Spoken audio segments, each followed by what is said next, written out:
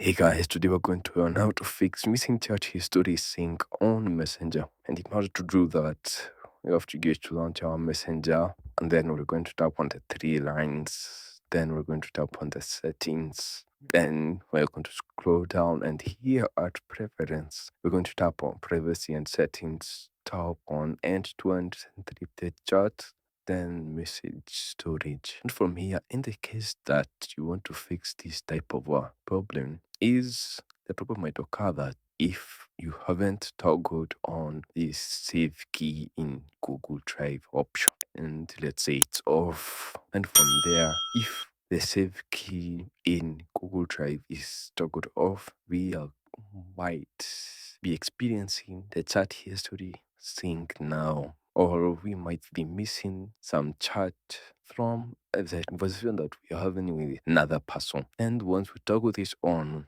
the problem that we were once experiencing is now going to stop, and we may be able to fix the current issue that we were experiencing, which was missing chat history sync now in Messenger. And thank you guys for watching this video. Please do like, share, and subscribe, and I'll see you guys on the next video.